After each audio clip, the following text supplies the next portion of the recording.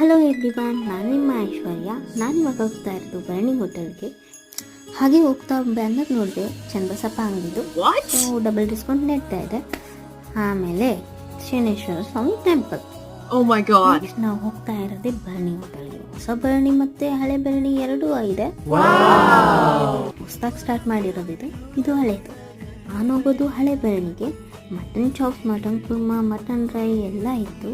So ಚಿಕನಲ್ಲೂ ಇದೆ, ಎಗ್ಗಲ್ಲೂ ಇದೆ, ಎಲ್ಲ ಥರದ ಐಟಮ್ಸು ಇದೆ. ನಾನು ತಗೊಂಡಿದ್ದು ಮುದ್ದೆ ಮತ್ತು ಮಟನ್ ಕೈಮಾ, ಮಟನ್ ಚಾಪ್ಸ್ ಮತ್ತು ಚಿಕನ್ ಸುಕ್ಕ ಇಷ್ಟು ತಗೊಂಡೆ.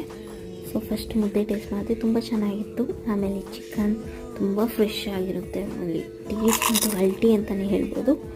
ನೆಕ್ಸ್ಟ್ ಎಲ್ಲ ಊಟ ಮುಗೀತು, ಮನೆ ಕಡೆ ಹೊರಟೆ. ಹಾಗೆ ಹೋಗುವಾಗ ಮೋಡ ಎಲ್ಲ ಮುಚ್ಕೊಂಡಿತ್ತು, ಮಳೆ ಬರೋ ಥರ ಇತ್ತು.